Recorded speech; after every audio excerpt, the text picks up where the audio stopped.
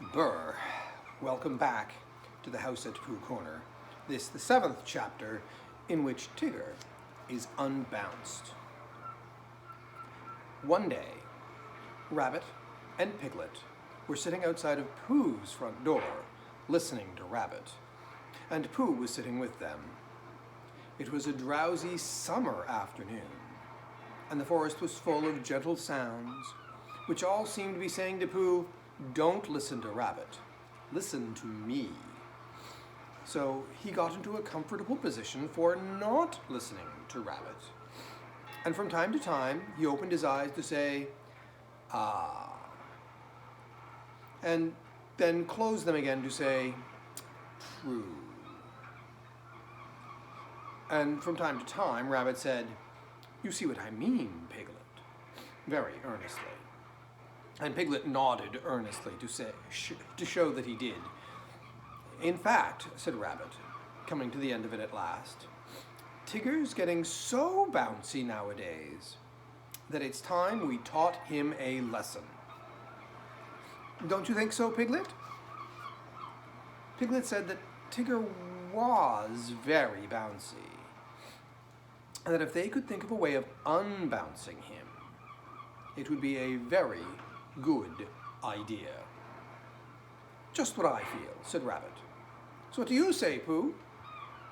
Pooh opened his eyes with a jerk and said, "Extremely." "Extremely what?" said Rabbit. "What you are saying," said Pooh. "Undoubtedly." Piglet gave Pooh a stiffening sort of nudge, and Pooh, who felt more and more that he was somewhere else, got up slowly and began to look for himself. "But how shall we do it?" asked Piglet. "What sort of a lesson, Rabbit?" "Well, that's the point," said Rabbit. The word lesson came back to Pooh as one that he had heard before somewhere. "There's a thing called twistiness," he said. "Christopher Robin tried to teach it to me once, but it didn't." "What didn't?" said Rabbit. "Didn't what?" said Piglet. Pooh shook his head. "I don't know," he said. "It just didn't." "What are we talking about?" "Pooh," said Piglet reproachfully. "Haven't you been listening to what Rabbit was saying?" "Oh, I listened, but I had a small piece of fluff in my ear." "Could you say it again, please, Rabbit?" Rabbit never minded saying things again. So he asked where he should begin from. And when Pooh had said, "From the moment when the fluff got in his ear," and Rabbit had asked when that was, and Pooh had said he didn't know because he hadn't heard properly, Piglet settled it all by saying that what they were trying to do was, they were just trying to think of a way to get the bounces out of Tigger, because however much you liked him, you could not deny it, he did bounce. "Oh, I see," said Pooh. "There's too much of him," said Rabbit. "That's what it comes to." Pooh tried to think, and all he could think of was something which didn't help at all. So he hummed it very quietly to himself. "If Rabbit was bigger and fatter and stronger, or bigger than Tigger, if Tigger was smaller, then Tigger's bad habit of bouncing at Rabbit would matter no longer if Rabbit were taller." "What was Pooh saying?" asked Rabbit. "Any good?" "No," said Pooh sadly, "no good." "Well, I've got an idea," said Rabbit, "and here it is. We take Tigger for a long explore somewhere where he has never been, and we lose him there. And next morning we find him again, and, mark my words, he will be a different Tigger altogether. Why? Asked Pooh. Well, because he will be a humble Tigger. Because he will be a sad Tigger, a melancholy Tigger, a small and sorry Tigger, and oh, Rabbit, I am glad to see you, Tigger. That is why. Will he be glad to see me and Piglet, too? Of course. Oh, that's good, said Pooh. I should hate him to go on being sad, said Piglet doubtfully. Oh, Tiggers never go on being sad, explained Rabbit. They get over it with an astonishing rapidity. I asked Owl, just to make sure, and he said that is what they always get over it with. But if we can make Tigger feel small and sad for just 5 minutes, we shall have done a good deed. Would Christopher Robin think so? Asked Piglet. Oh, yes, said Rabbit. He would say, you've done a good deed, Piglet. I would have done it myself, only I happened to be doing something else. Thank you, Piglet. Oh, and Pooh, of course. Piglet felt very glad about this, and he saw at once that what they were going to do to Tigger was a good thing to do. And as Pooh and Rabbit were doing it with him, it was a thing which even a very small animal could wake up the next morning and be comfortable about doing. So the only question was, where should they lose Tigger? We'll take him to the North Pole, said Rabbit, because it is a very long explore finding it. So it would be a very long explore for Tigger unfinding it again. It was now Pooh's turn to feel very glad, because it was he who had first found the North Pole. And when they got there, Tigger would see a notice which said, discovered by Pooh. Pooh found it. And then Tigger would know, which perhaps he didn't know, the sort of bear Pooh was. That sort of bear. So it was arranged that they should start the next morning, and that Rabbit, who lived near Kanga and Roo and Tigger, should now go home and ask Tigger what he was doing tomorrow. Because if he wasn't doing anything, what about coming for an explore and getting Pooh and Piglet to come too? And if Tigger said yes, that would be all right. And if he said no, oh, he won't, said Rabbit. Leave it to me. And he went off busily. The next day was quite a different day. Instead of being hot and sunny, it was cold and misty. Now, Pooh didn't mind for himself, but when he thought of all the honey the bees wouldn't be making, a cold and misty day always made him feel sorry for them. He said so to Piglet when Piglet came to fetch him. And Piglet said that if he wasn't thinking of that so much, but of how cold and miserable it would be being lost all day and night on the top of the forest.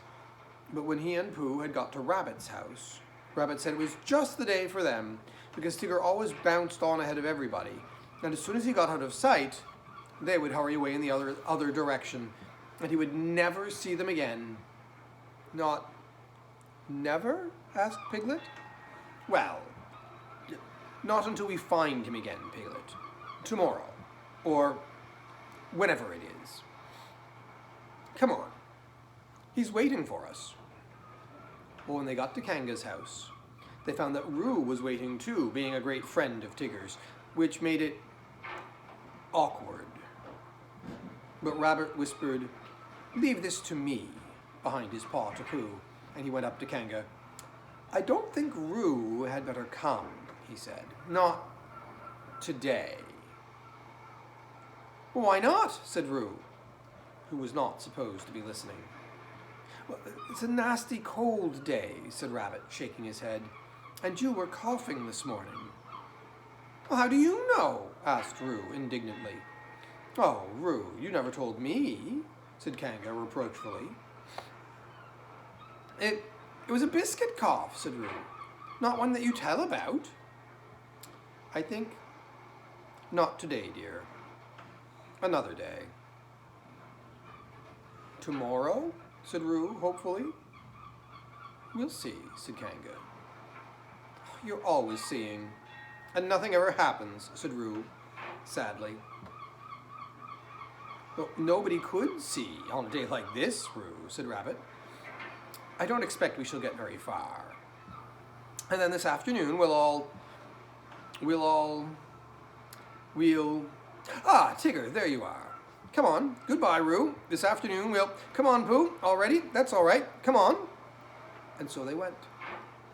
At first, Pooh and Rabbit and Piglet walked together, and Tigger ran round them in circles. And then when the path got narrower, Rabbit and Piglet and Pooh walked one after another, and Tigger ran round them in oblongs. And by, when the gorse got very prickly on each side of the path, Tigger ran up and down in front of them. And sometimes he bounced into Rabbit, and sometimes he didn't. And as they got higher, the mist got thicker, so that Tigger kept disappearing. And then when you thought that he wasn't there he was again, saying, "Oh, I say, come on," before you could say anything. And there he wasn't. Rabbit turned round and nudged Piglet. "The next time," he said. "Tell Pooh." "The next time," said Piglet to Pooh. "The next what?" said Pooh to Piglet. And Tigger appeared suddenly, and bounced into Rabbit, and disappeared again. "Now," said Rabbit, and he jumped into a hollow by the side of the path, and Pooh and Piglet jumped in after him, and they crouched in the bracken, listening. The forest was very silent when you stopped and listened to it. They could see nothing, and hear nothing. "Shh," said Rabbit. "But I am," said Pooh. And there was a pattering noise. And then silence again. "Hello," said Tigger. And he sounded so close suddenly that Piglet would have jumped if Pooh had not accidentally been sitting on most of him. "Where are you?" called Tigger. And Rabbit nudged Pooh. And Pooh looked about for Piglet to nudge, but could not find him. And Piglet went on breathing wet bracken as quietly as he could, and felt very brave and very excited.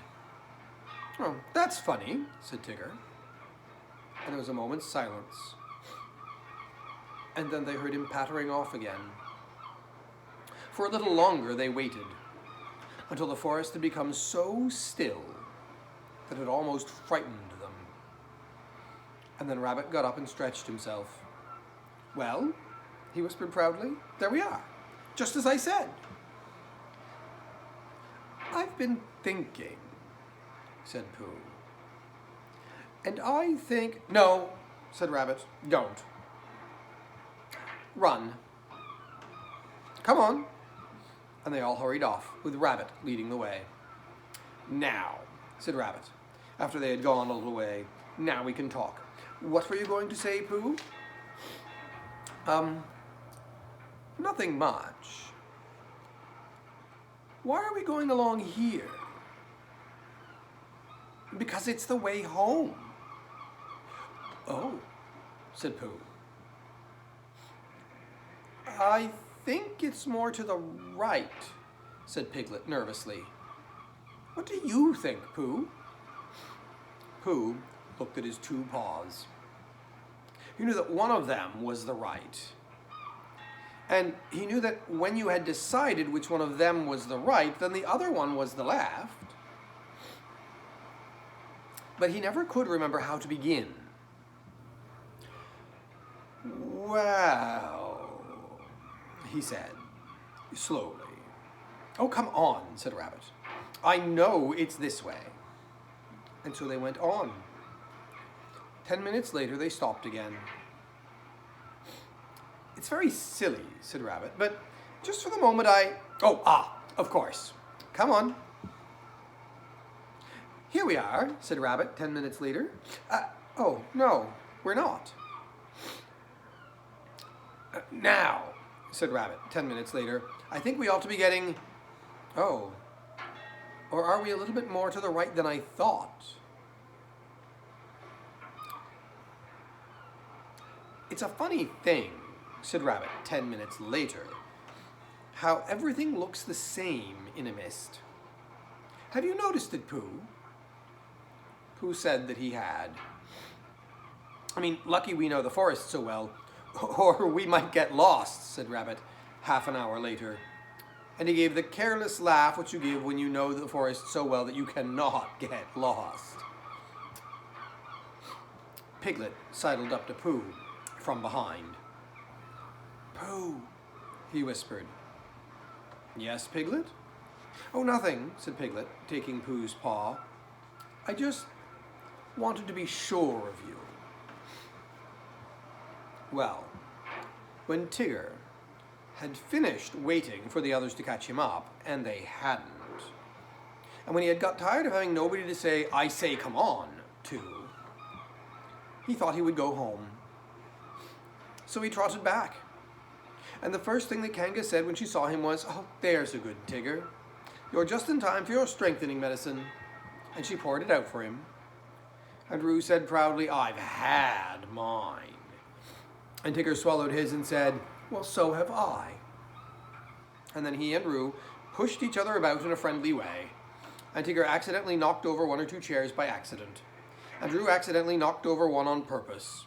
And Kanga said, now then, run along. Where shall we run along to? Asked Roo. You can go and collect some fir cones for me, said Kanga, giving them a basket. So they went to the 6 pine trees, and they threw fir cones at each other until they had forgotten what they came for.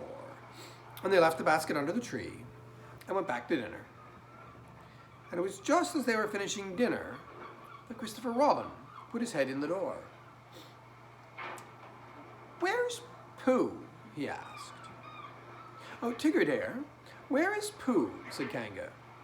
And Tigger explained what had happened at the same time that Roo was explaining about his biscuit cough, and Kanga was telling them both to not talk at once, so it was some time before Christopher Robin guessed that Pooh and Piglet and Rabbit were all lost in the mist on the top of the forest. It is a funny thing about Tiggers, whispered Tigger to Roo. How Tiggers never get lost. Why don't they, Tigger? Oh, they just don't, explained Tigger. That's how it is. Well, said Christopher Robin, we shall have to go and find them is all. Come on, Tigger. I shall have to go and find them, explained Tigger to Roo. May I find them too? Asked Roo eagerly. Oh, I think not today, dear, said Kanga. Another day. Well, if they are lost tomorrow, may I find them? We will see, said Kanga. And Roo, who knew what that meant, went into a corner and practiced jumping out at himself, partly because he wanted to practice this, and partly because he did not want Christopher Robin and Tigger to think that he minded when they went off without him. The fact is, said Rabbit, we have missed our way somehow. They were having a rest in a small sand pit on the top of the forest. Pooh was getting rather tired of that sand pit and suspected it of following them about because whichever direction they started in, they always ended up at it. And each time, as it came through the mist at them, Rabbit said triumphantly, "Ah, now I know where we are." And Pooh said sadly, "So do I." And Piglet said nothing. He had tried to think of something to say, but the only thing he could really think of was, "Help! Help!" And it seemed silly to say that when he had Pooh and Rabbit with him. "Well," said Rabbit, after a long silence in which nobody thanked him for the nice walk they were having, "we had better get on, I suppose. Which way shall we try?" "How would it be," said Pooh slowly, "if as soon as we are out of sight of this pit, we try to find it again. Well, what's the good of that? Said Rabbit. Well, said Pooh, we keep looking for home and not finding it. So I thought that if we looked for this pit, we would be sure to not find it, which would be a good thing, because then we might find something that we weren't looking for, which might be just what we were looking for, really. I don't see much sense in that, said Rabbit. Oh no, said Pooh humbly, there isn't. But there was going to be when I began it. It's just that something happened to it on the way. Well, if I walked away from this pit and then walked back to it, of course I should find it. Well, I thought perhaps you wouldn't, said Pooh. I just thought. Try, said Piglet suddenly. We will wait here for you. And Rabbit gave a laugh to show how silly Piglet was, and he walked into the mist. And after he'd gone 100 yards, he turned around and walked back again. And after Pooh and Piglet had waited 20 minutes for him, Pooh got up. I just thought, said Pooh. Now then, Piglet, let's go home. But Pooh, cried Piglet, all excited, do you know the way? Oh no, said Pooh. But there are 12 pots of honey in my cupboard, and they have been calling to me for hours. I could not hear them properly before, because Rabbit would talk. But if nobody says anything except those 12 pots, I think, Piglet, I shall know where they are coming from. Come on. And they walked off together. And for a long time, Piglet said nothing, so as not to interrupt the pots. And then suddenly he made a squeaky noise, and an ooh noise, because now he began to know where he was. But he still did not dare to say so out loud, in case he wasn't. And just when he was getting so sure of himself that it did not matter whether the pots went on calling or not, there was a shout from right in front of them. And out of the mist came Christopher Robin. Oh, there you are, said Christopher Robin carelessly, trying to pretend that he had not been anxious. Here we are, said Pooh. Where's Rabbit? I don't know, said Pooh. Oh, well, I expect Tigger will find him. He is sort of looking for you all. Well, said Pooh, I've got to go home for something, and so has Piglet, because we haven't had it yet. And I will come and watch you, said Christopher Robin.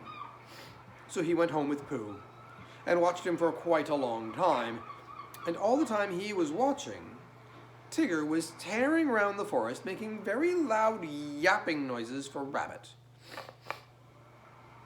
And at last a very small and sorry Rabbit heard him. And the small and sorry Rabbit rushed through the mist at the noise, and it suddenly turned into a Tigger. A friendly Tigger, a grand Tigger, a large and helpful Tigger, a Tigger who bounced, if he bounced at all, in just the beautiful way that a Tigger ought to bounce. Oh, Tigger, I am glad to see you, cried Rabbit. And thus ends chapter 7.